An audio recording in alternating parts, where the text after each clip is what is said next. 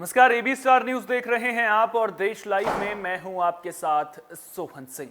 देश लाइव में सबसे पहले बात करेंगे शहीद दिवस की। आज शहीद दिवस है। इस मौके पर पूरा देश भगत सिंह, सुखदेव और राजगुरु को याद कर रहा है।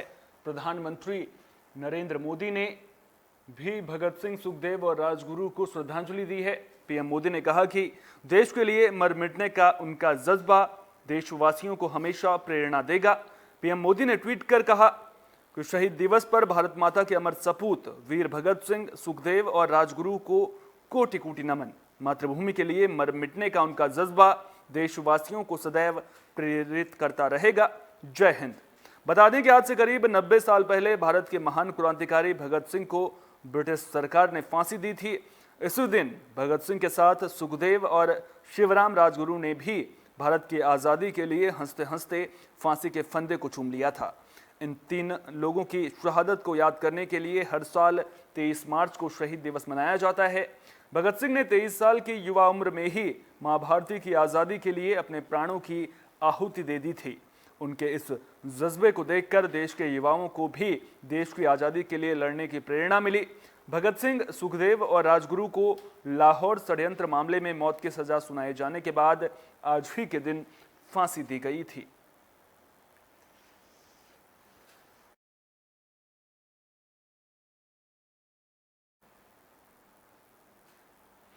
बुलेटिन में अब बात रूस यूक्रेन जंग की भी कर लेते हैं। दरअसल रूस और यूक्रेन के बीच जंग थमने का नाम नहीं ले रही है और हर बीतते दिन जंग खतरनाक दौर में प्रवेश कर रही है। इस जंग को रोकने के लिए तमाम कोशिशें की गई, लेकिन सारी कोशिशें नाकाफी साबित हुई हैं। लेकिन अब जो रूस की ओर से बयान जारी किया गया है, उसने दुनिया के सामने टेंशन खड़ी कर दी है। दरअसल रूस ने चेतावनी दी है कि अगर उसके अस्तित्व पर खतरा मंडराया तो रूस परमाणु हथियारों के इस्तेमाल से भी पीछे नहीं हटेगा।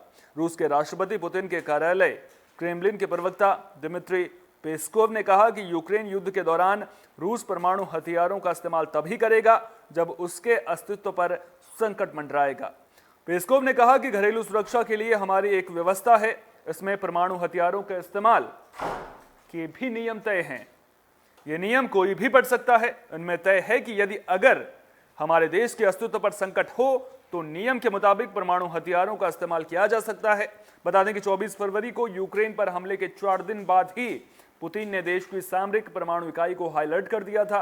उनके इस कदम से पूरी दुनिया चौंक गई थी। इसे परमाणु हथियारों के इस्तेमाल की परोक्ष धमकी माना गया था। रूस की चेतावनी पर पेंटागन की प्रतिक्रिया भी सामने आ गई है। पेंटागन के प्रवक्ता जॉन किर्बी ने कहा कि रूस का परमाणु राग खतरनाक है। एक जिम्मेदार परमाणु शक्ति संपन्न देश को इस तरह के बयान नहीं देने चाहिए। उन्होंने ये भी कहा कि यूक्रेन जंग को लेकर पेंटागन को अभी अपनी रणनीति बदलने की जरूरत नहीं है। हालात पर हम लगातार नजर रखे हुए हैं। बता दें कि रूस के पास दुनिया में सबसे बड़ा परमाणु हथियार भंडार है। यूक्रेन पर हमले के बाद से रूस दुनिया में लगभग अलग थलग पड़ गया है और लगातार यूक्रेन के शहरों पर बमबारी रूस की ओर से जारी है।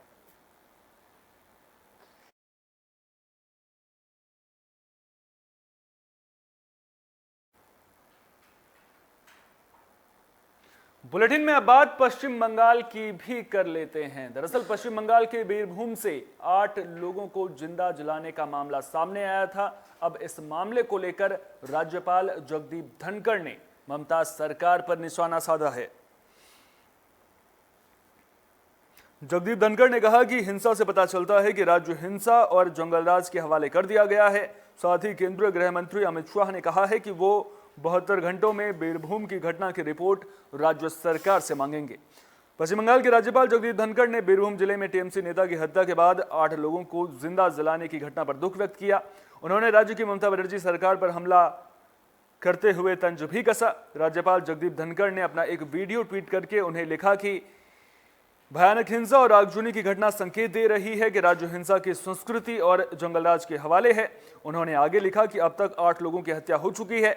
मेरी संवेदनाएं पीड़ित परिवारों के साथ हैं। जगदीप धनखड़ ने बताया कि उन्होंने इस मामले को लेकर चीफ सेक्रेटरी से रिपोर्ट तलब की है। वहीं ममता बनर्जी सरकार ने इस घटना की जांच के लिए एक कमेटी का गठन किया है। साथ ही केंद्रीय गृह मंत्री अमित शाह ने कहा है कि वो 72 घंटों में बीरभूम की घटना की रिपोर्ट राज्य सरकार से मांगेंगे। इसके बाद एक टीम कानून व्यवस्था की स्थिति की समीक्षा करने के लिए वहां जाएगी। राज्यपाल जगदीप धनखड़ के इस बयान पर सरकार की ओर से कोई प्रतिक्रिया नहीं आई है। बता दें कि बंगाल के बीरभूम के रामपुरहाट में सोमवार देर रात बम फेंककर पंचायत नेता बहादुर शेख की हत्या कर दी गई थी। जानकारी के मुताबिक शेख स्टेट हाईवे 50 पर जा रहे थे, तभी अज्ञात लोगों ने उन पर बम फेंक दिया, जिससे वे गंभीर रूप से घायल हो गए। इसके बाद उन्हें रामपुरहाट के मेडिकल कॉलेज ले जाया गया, जहां उन्हें मृत घोषित कर दिया गया था। वहीं पश्चिम बंगाल बीजेपी के नेता सुकांत मजूमदार ने जानकारी दी है कि केंद्रीय गृह मंत्री अमित शाह ने आश्वासन दिया है 72 घंटे में बीरभूम की घटना की रिपोर्ट राज्य सरकार से मांगी जाएगी। इसके बाद एक टीम कानून व्यवस्था की स्थिति की समीक्षा भी करेगी। इस दौरान आरोप लगाते हुए उन्होंने कहा कि ममता बनर्जी को जवाबदेह ठहराया जाना चाहिए, वे मुख्यमंत्री हैं। पश्चिम बंगाल बीजेपी ने ममता बनर्जी के इस्तीफे की भी मांग की है।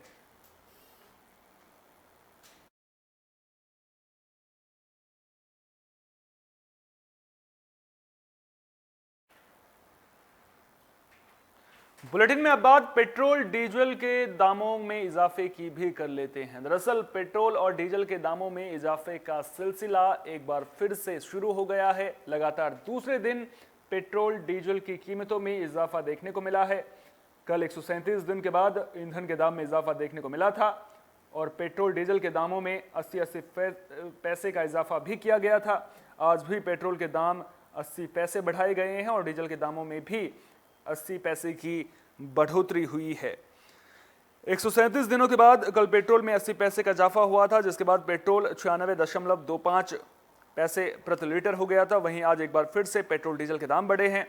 आज नए अपडेट के बाद दिल्ली में पेट्रोल में 80 पैसे का इजाफा देखने को मिला है, जिसके बाद नई कीमत 97 रुपए 1 पैसे प्रति लीटर हो गई है। वहीं डीजल में भी 80 पैसों के इजाफे के साथ डीजल की कीमत 88 रुपए 27 पैसे प्रति लीटर हो गई है।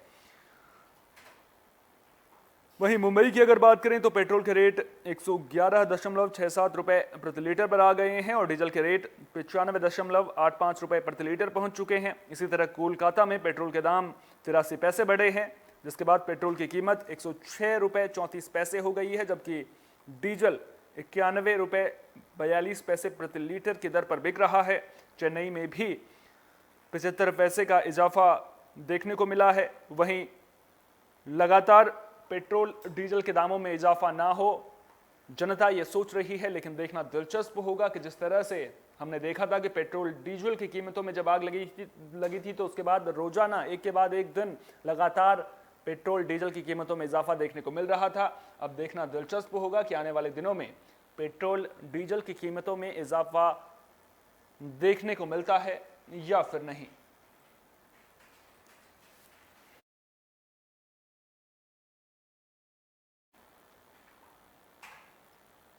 बुलेटिन के आखिर में बात कोरोना की भी कर लेते हैं। दरअसल कोरोना के मामलों में अगर पिछले 24 घंटों से तुलना की जाए तो एक बार फिर से इजाफा देखने को मिला है। 11% मामले बढ़े हैं। पिछले 24 घंटे की अगर बात करें तो 1778 नए मामले सामने आए हैं। वहीं इस दौरान 62 लोगों की मौत हो गई है। कल कोरोना के 1581 केस दर्ज किए गए थे और 33 लोगों की मौत हुई थी। देश में अब तक कोरोना के 4,30,12,749 मामले सामने आ चुके हैं। केंद्रीय स्वास्थ्य मंत्रालय की ओर से जारी किए गए आंकड़ों के मुताबिक कल देश में 2,542 लोग ठीक हुए, जिसके बाद अब एक्टिव मामलों की संख्या घटकर 23,087 हो गई है। वहीं इस महामारी से जान गंवाने वालों की संख्या बढ़कर 5,16,605 हो गई है। आंकड़ों के मुताबिक अभी तक 4,24,73,057 लोग संक्रमण मुक्त हो चुके हैं। राष्ट्रव्यापी टीकाकरण मुहिम के तहत अभी तक कोरोना वायरस रोधी टीकों की 181 करोड़ से ज्यादा खुराक दी जा चुकी है। कल 30,53,897 डोज दी गई, जिसके बाद अब तक वैक्सीन की 181 करोड़ 89,15,234 डोज दी जा चुकी है। वहीं स्वास्थ्य कर्मियों, कोरोना योद्धाओं और 60 साल से ज्यादा आयु वाले अन्य बीमारियों से ग्रस्त लोगों को 2 करोड़ से ज्यादा एहतियाती टीके भी लगाए गए हैं। देश में कोविड रोधी टीकाकरण अभियान 16 जनवरी 2021 से शुरू हुआ और पहले चरण में स्वास्थ्य कर्मियों को टीका लगाया गया। वहीं कोरोना योद्धाओं के लिए टीकाकरण अभियान 2 फरवरी से शुरू हुआ था।